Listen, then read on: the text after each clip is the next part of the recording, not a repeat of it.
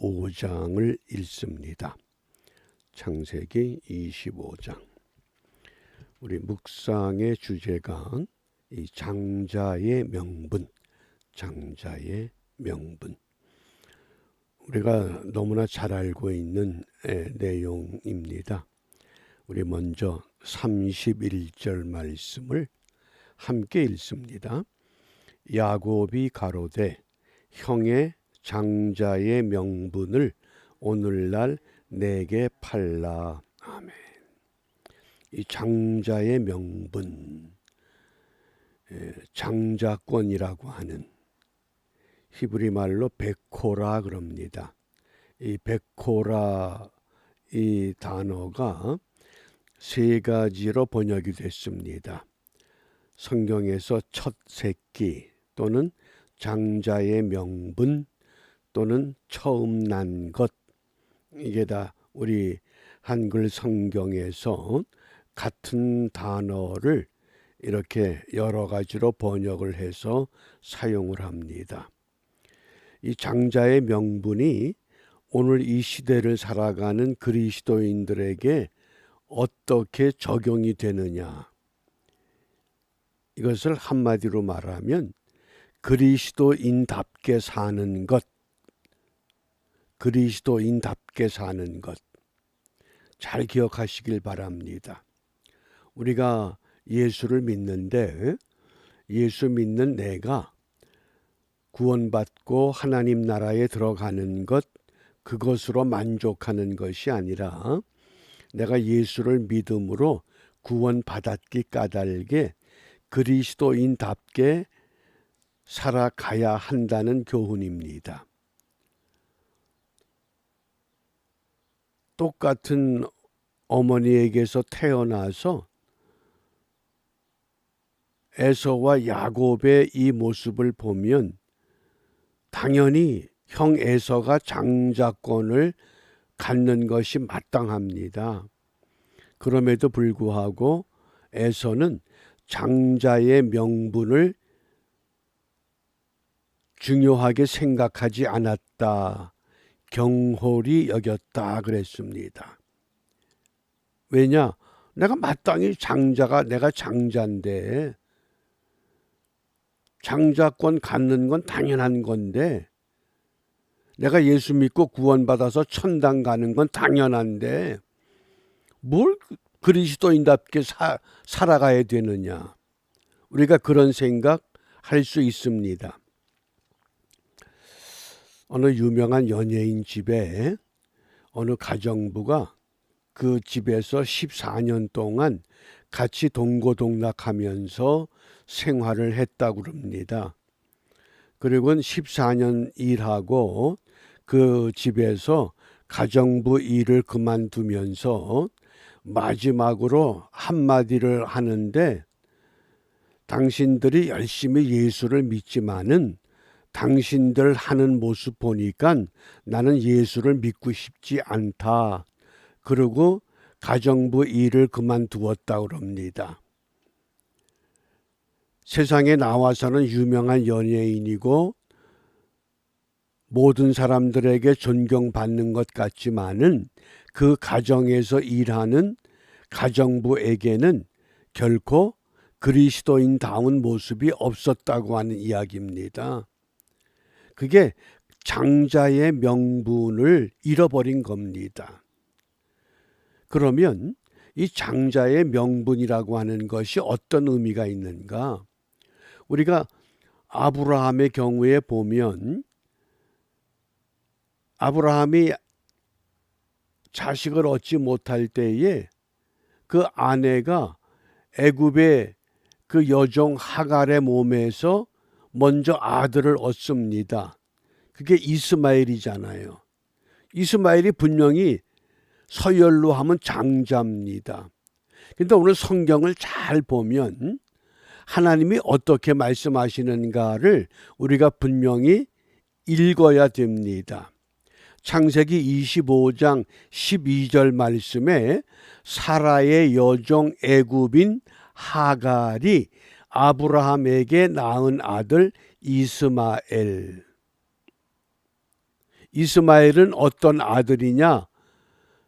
육신적으로 보면 장자로 태어났지만은 그는 애굽인 하갈이 주어가 하갈입니다. 하갈의 아들이라는 겁니다. 근데 반면에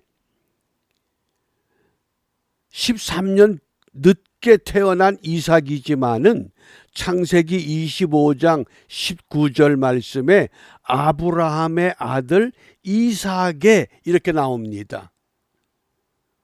똑같은 아브라함의 씨인데 왜 이스마엘은 하갈이 주어가 되고 이삭은 아브라함이 주어가 된 겁니다.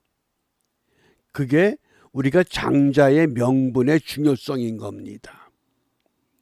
그러므로 오늘 이 장자의 명분이라고 하는 것이 어떤 의미인가? 성경에 보면 장자의 명분이 5가지 의미를 갖습니다. 그 첫 번째가 가문을 대표하는 겁니다. 마태복음 1장 2절에 아브라함이 이삭을 낳고 이삭은 야곱을 낳고 이삭이 낳은 아들이 누굽니까? 에서와 야곱인데 에서는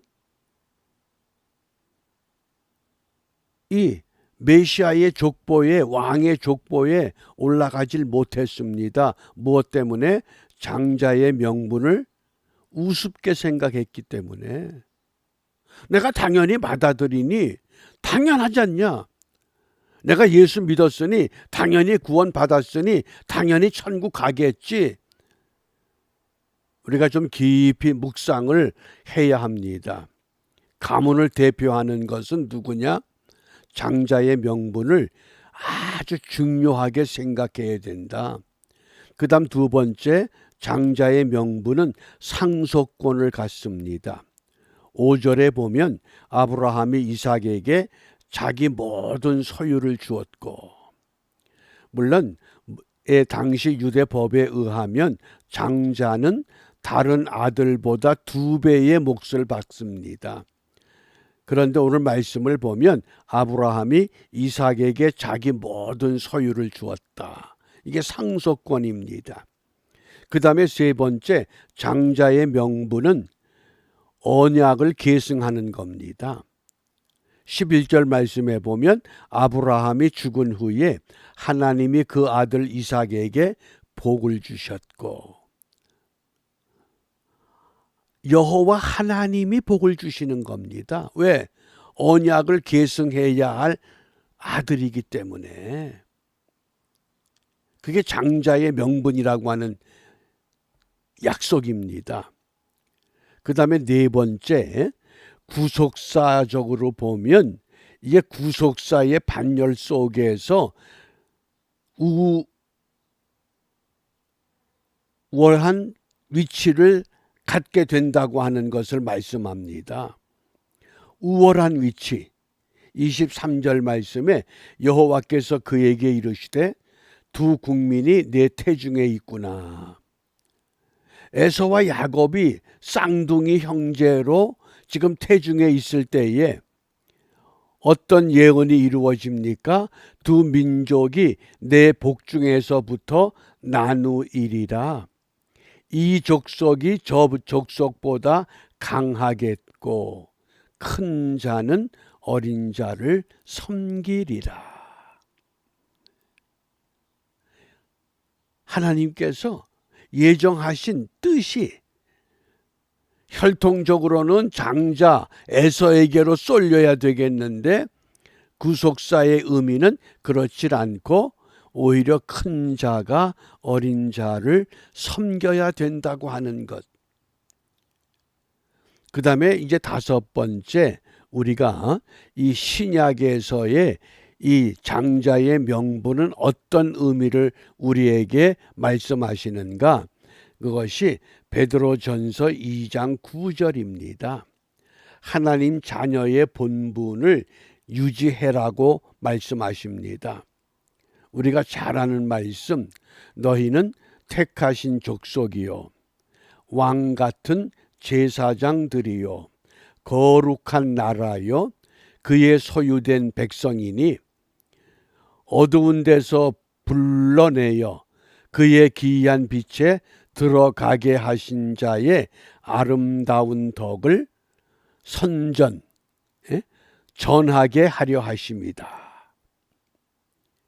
내가 예수 믿고 구원받는 그것으로 끝나는 것이 아니라 예수 믿고 구원받았기 까닭에 하나님의 자녀답게 그리스도인답게 이 세상 어디를 가든지 그리스도인의 향기를 그리스도의 편지가 되어서 세상 사람들에게 그들을 자극해서 그들의 마음속에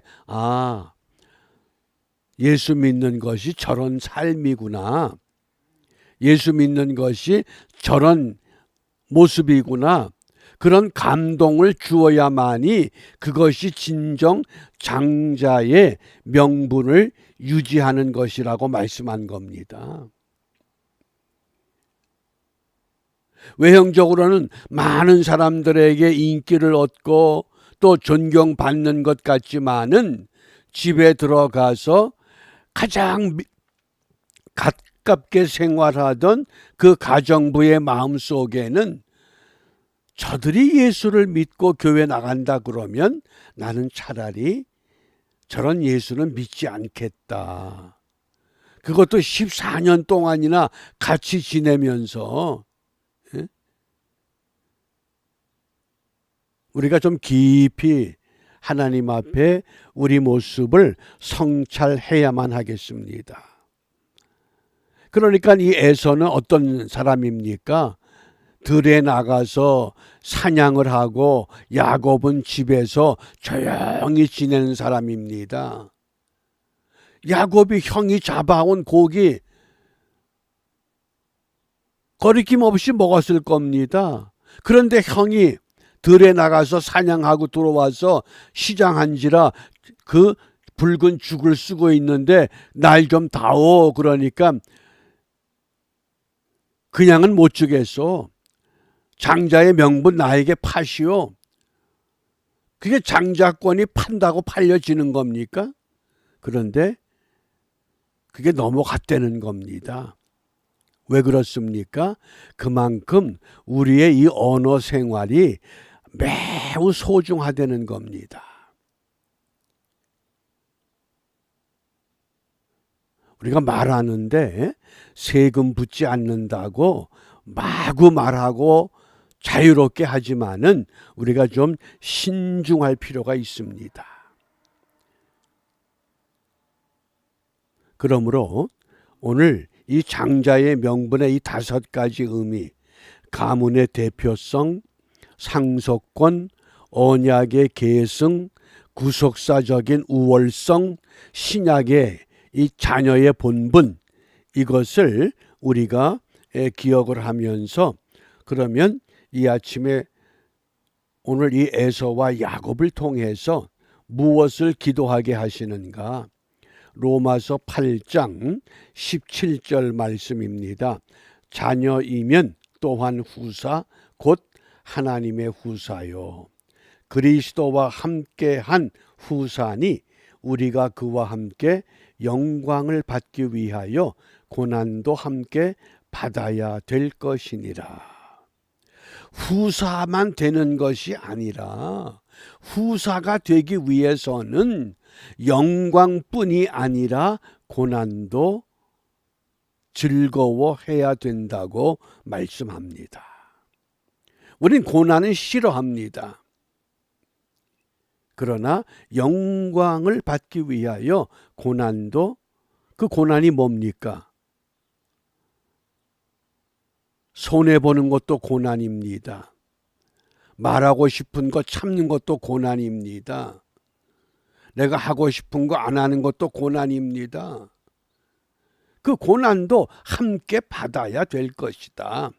그러므로 우리 이 아침에 우리 기도 제목이 있다 그러면 하나님의 자녀로 살아가게 하옵소서. 어떻게?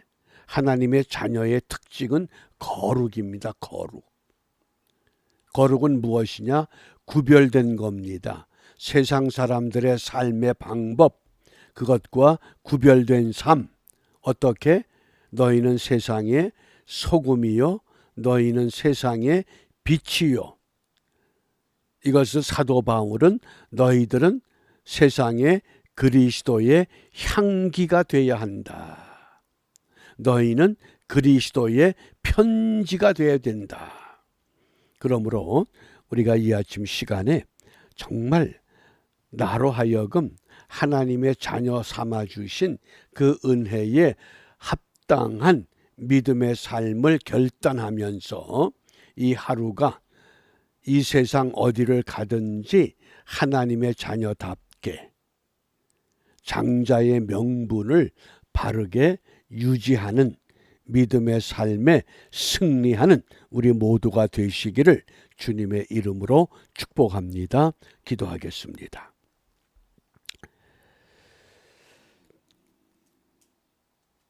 은혜가 풍성하신 하나님, 많은 사람들 가운데 저희들을 불러 하나님의 자녀 삼아주시고 예수 믿고 구원받은 그 은혜의 기쁨과 감사가 마지막 때에 드러나는 것이 아니라 매일매일 삶의 현장에서 우리가 부딪히는 사람들의 마음속에